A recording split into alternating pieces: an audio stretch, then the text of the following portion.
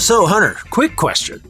You lie. They never are quick, Dan. So, how many genres can you jam into one movie? I don't know, 2, 3, maybe if you're ambitious. How about if I told you someone did 6? I'd tell you we already did Remo Williams, but then I'd say that sounds like a problem. Action. Okay. Adventure. Sure. Comedy. I'm with you. Kung Fu. All right.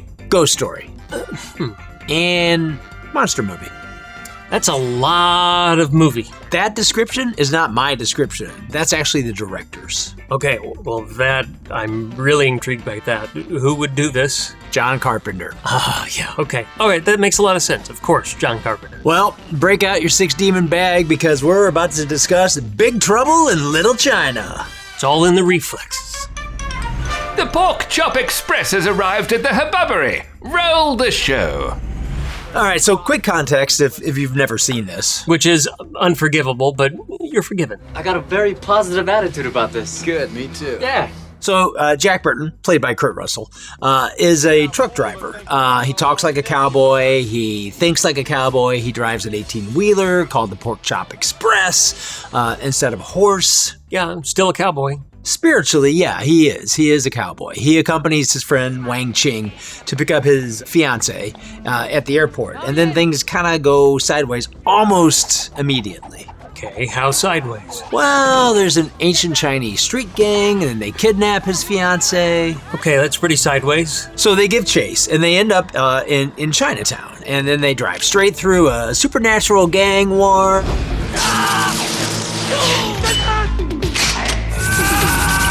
No question, just get out of here, Jack, get out of here! Into an underground world ruled by a 2,000-year-old sorcerer named David Lopan.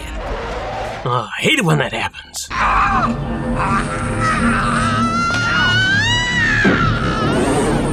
Yeah, it happens a lot. Anyway, he needs a green-eyed woman to marry him, and he needs her to break the century-old curse and regain his physical form. Sure. Classic. Yeah, so Wang's fiancée, she has green eyes. Beautiful green eyes, like creamy jade. Okay, there's the plot. So now, here's the thing about this movie that takes most people maybe a rewatch or two to fully clock. Jack Burton is not the hero. How can you tell from here? That makes sense. Yeah, Wang Chi is the hero. He's the one with the skills. He's got the motivation. He's got the actual stakes. Jack is more or less along for the ride. He just doesn't know it. That's an exaggeration, Jack. I promise. Please, help me, okay? Yeah, he thinks he is the hero. I have no idea. And yet somehow that makes this movie more charming. First time you ever plugged somebody? Of course not. You know, that's the whole trick. Oh, yeah, at the start of the big final fight, he fires his gun into the ceiling. And he gets hit by falling debris, and it knocks him out. The hero! Yes, the hero, everybody! Yeah. Okay, everybody relax, I'm here. All right, so we need to talk about what this movie really is and why in 1986 that was the problem. It's the genre thing, isn't it? Yeah, Carpenter described it himself. Action, adventure, comedy, kung fu, ghost story, monster movie. 6 genres simultaneously. Yeah, I mean, how do you even make a movie like that? Well, incredible to watch and impossible to sell. Yeah, because I would think a 30-second TV spot can't really be 6 things at once. I don't even know what the hell that means. Oh, yeah. See, a 30-second TV spot needs one thing. It needs one clear promise. And this movie just would not cooperate. Yeah, I mean, if you sell it as an action movie, say... You're leaving out the ghosts. Sell it as comedy. Well, you're underselling the wire fu. If you sell it as a kung fu movie... Well, the lead actor really can't fight. Yeah, so every angle you pick... Yeah, it pretty much is leaving out something essential. And then what you leave out is exactly what makes it so special. People roam free to commit great offenses against the gods. Compare that to something like Beetlejuice, which came out just 2 years after this.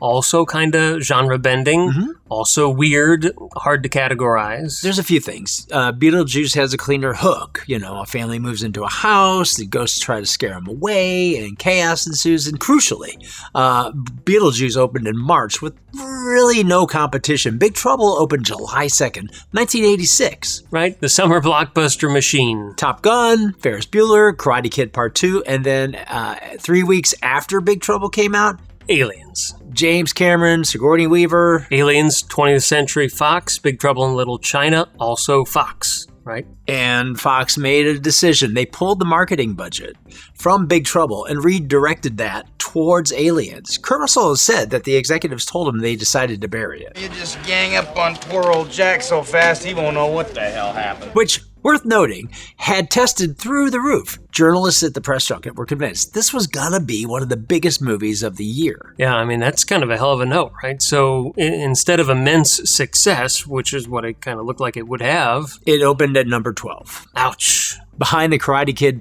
Part 2, in its third month of release. Ouch. Part 2. Somebody, I don't care who, tell me what is going on. Okay, so here's the thing that explains kind of everything about this movie. The original script was a Western. Yeah, well, it's a... Wait a minute, what? Yeah, the original screenplay by Gary Goldman and David Z. Weinstein was set in San Francisco in the 1880s.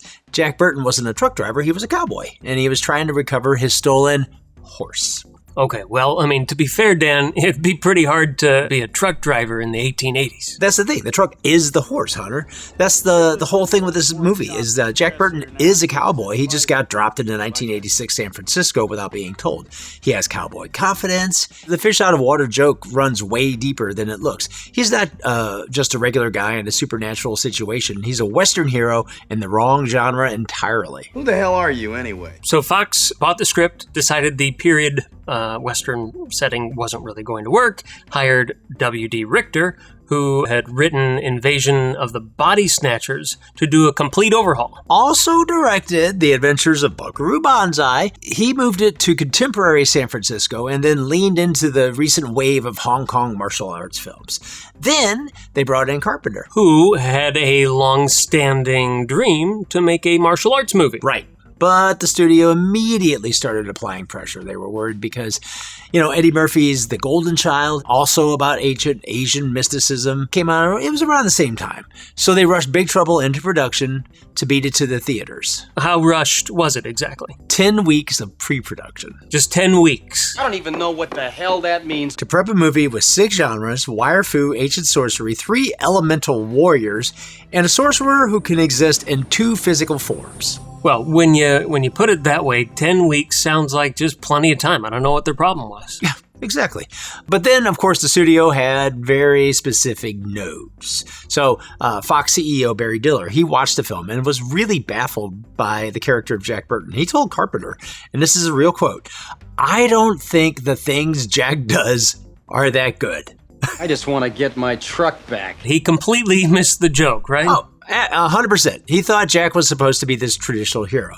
And the whole point that Jack thinks he's the hero, but Wang is actually the hero, flew right over this guy's head. Okay, so let me guess, he demanded a fix. Oh, yeah. Diller ordered Carpenter to shoot an entirely new opening scene that would establish Jack as more heroic. And Carpenter did. It didn't solve the problem that Diller thought he was solving. I'm sure directors just love notes from the top like that. Never! After the film flopped, Carpenter was done. And not just with Fox, but with Hollywood. This is when he went back to indie filmmaking, with lower budgets, but full creative control. So that means They Live, Prince of Darkness, In the Mouth of Madness. All movement in the universe is caused by tension between positive and negative furies. So now let's talk about who is actually in this thing.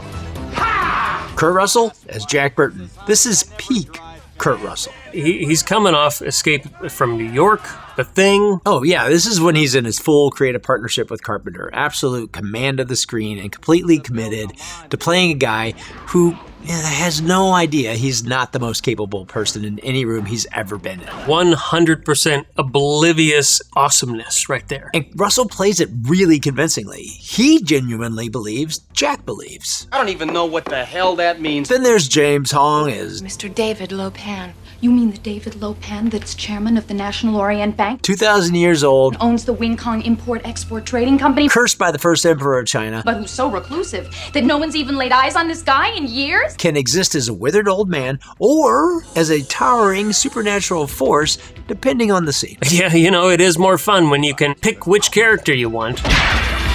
James Hong was in his late 50s when he made this, right? Oh, yeah, he was. And he has nearly 500 screen credits. This guy's been in everything, and Lo Pan is maybe his signature role. And now we also have Dennis Dunn as Wang Chi. Victor Wong as Egg Shen. And now for some more bad news. Ready? Kim Cattrall as Gracie Law. Don't panic, it's only me, Gracie Law. The cast as a whole is doing something genuinely interesting.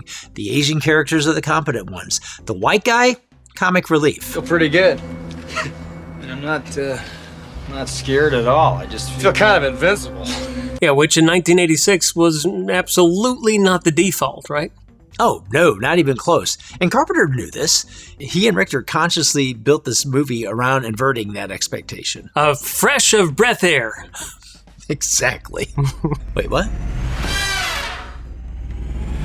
Dan! You know what old Jack Burton always says at a time like this? Oh, yeah. Brace yourself. The storms are coming. We are about to descend into a realm of ancient chaos. Martial arts! And Jack Burton somehow making it all worse. Buckle up. It's The Reactor! Ladies and gentlemen, Jack Burton. He's jabbering to his CB radio again. Oh, yeah, he loves doing that. He's essentially, narrating his own adventure to an audience that doesn't exist. He is the ultimate hero of his own podcast. Okay, who are these guys? Oh, rain, thunder, and lightning. These are Lo Pan's 3 elemental warriors. Doesn't look like their arrival was in the forecast. No, and they're wreaking havoc left and right. Call FEMA. Okay, Lo Pan. 2,000 years old. I wonder what kind of moisturizer he uses. James Hong does not mess around. This guy buys the good stuff. Victor Wong, tour guide, sorcerer. Hey, what more can a guy ask for? Oh, the 6 demon bag. Owner of a 6 demon bag. You never find out exactly what's in the 6 demon bag. What's in it, Egg? Wind, fire, all that kind of thing. With a name like 6 demon bag, you really don't need to know. I couldn't agree more. Mm-hmm. What are those? Eyeball monster. Sure. Why? Well, the movie doesn't explain. Do we think the movie should have explained? We do not. I accept this.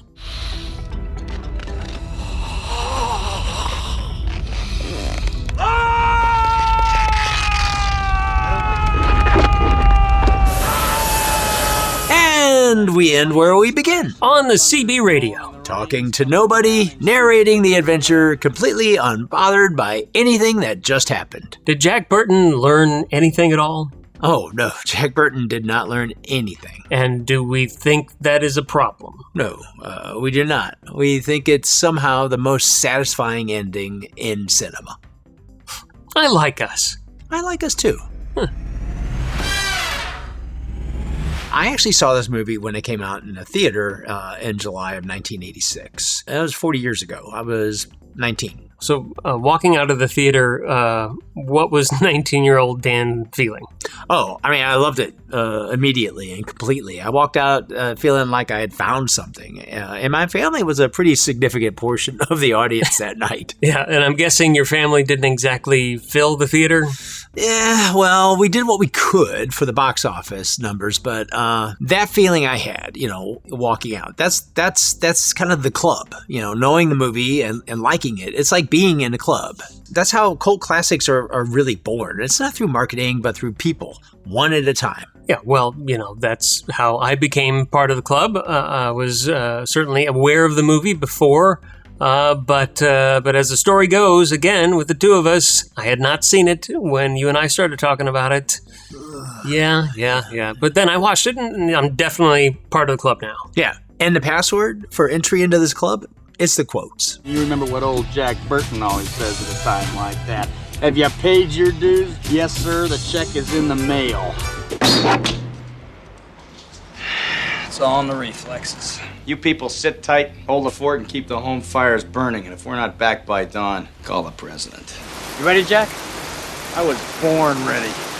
I'm a reasonable guy, but I've just experienced some very unreasonable things. There are a lot of passwords to get into this club. There are, and the first time you quote one to a friend, you're in the club forever. Yeah. May the wings of liberty never lose a feather. Yes, but the Wings of Liberty did lose a feather because Fox pulled the rug before it had a chance to find its people. But then VHS happened and cable happened, and suddenly the movie found an audience on its own terms. It was slow, but it did. And 40 years later, it's considered one of the most entertaining action comedies ever made. Carpenter and Russell, they still talk about this with obvious affection. There are screenings, there's a podcast. Yeah, there's this show right now.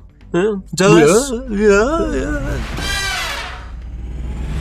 One thing that we had talked about is that this movie still has yet to experience or have a 4K reissue. Yeah, what's up with that? I mean, there's a ton of John Carpenter on 4K. A lot of John Carpenter on 4K. And I don't know if it's a rights issue or what's going on. I know sometimes whatever print they have is maybe not the best print, but I watched it on Blu-ray for the show, and it looked pretty spectacular. So it was shout. What's going on? Yeah, I mean, come on.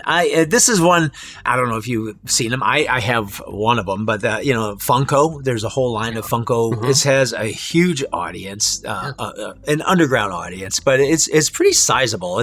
I've equated it to it's like Office Space.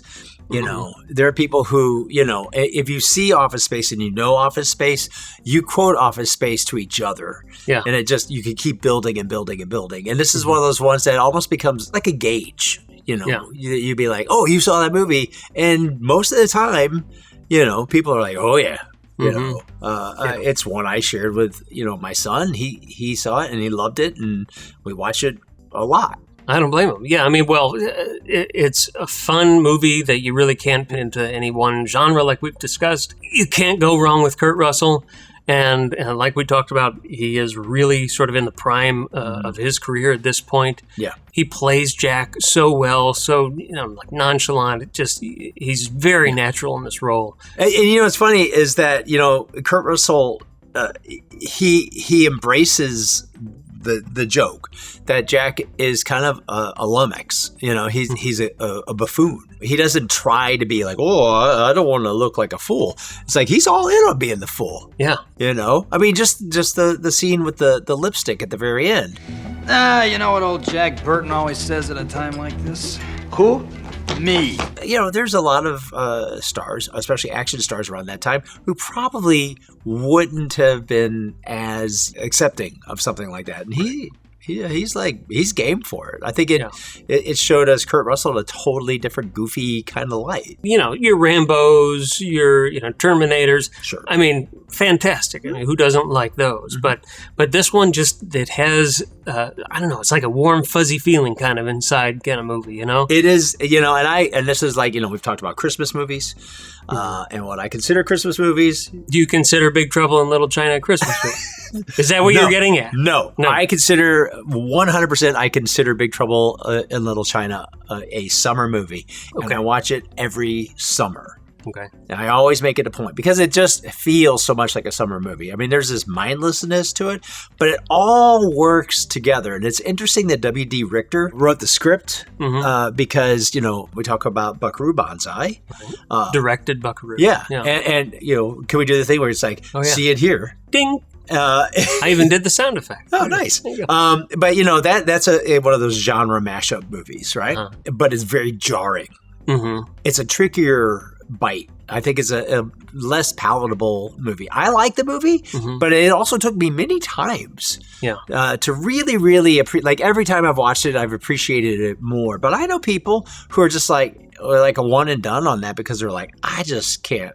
Because it's all kind of all over the place, but it swerves really hard. Well, yeah. This doesn't. Yeah.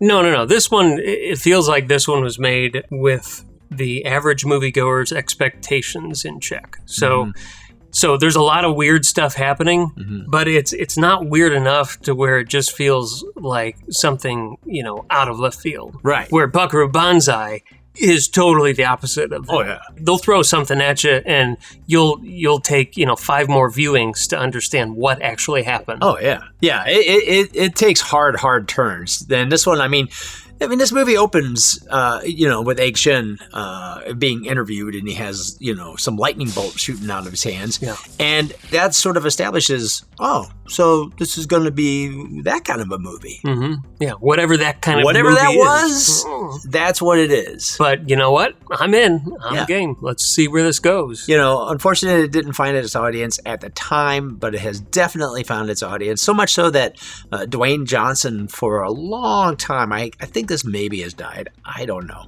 was trying to do what they called a spiritual sequel to this movie. Now, and then I think everybody took offense because they're like, whoa, are you going to play Jack Burton?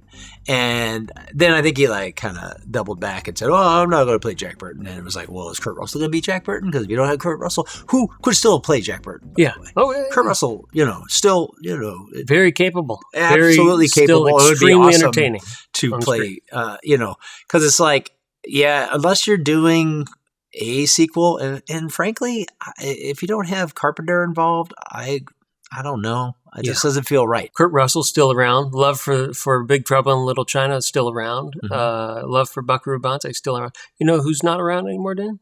Fox. They're not around. So. They kind of are, but they're not. They kind of. Yeah, they're not. We know they're not. They're not really. We talk about a lot of movies here, and sometimes they're cult movies, and they're definitely geared for a certain audience. This one has a much broader audience than I think people realize. Big Trouble in Little China. 40 years old, still weird, still funny. Still one of the best movies ever made, about a truck driver battling immortal sorcerers, underground monsters, lightning ghosts, supernatural gang warfare, while contributing almost nothing to the actual plan. And then he shoots the ceiling and takes a nap during the climax. That's a very limited list of movies, but all that somehow still undersells Big Trouble in Little China. Oh, yeah. So, you out there, tell us, are you in this club? Did you discover the movie on VHS in the theater? I discovered it on Blu-ray. What pulled you in? Yeah, drop it in the comments, because we really do want to know. Yeah, and if you're watching this, never having seen Big Trouble in Little China... Well, first of all, welcome to the club. Second of all, what are you doing? Go watch it. Come back here. We'll be here. Yeah, and then, give us a like and a tap and a hello and a share and all the stuff that you do with these things. Yeah, all the things as usual. And until then, we'll see you next time on the Hubbubbery. Thank you for traveling with the Pork Chop Express. Like, subscribe, and share this episode. And if an immortal sorcerer offers you a glowing green potion, ask questions first. I failed to do this and briefly became assistant regional manager of a subway. Nigel Fiddlesticks, signing off.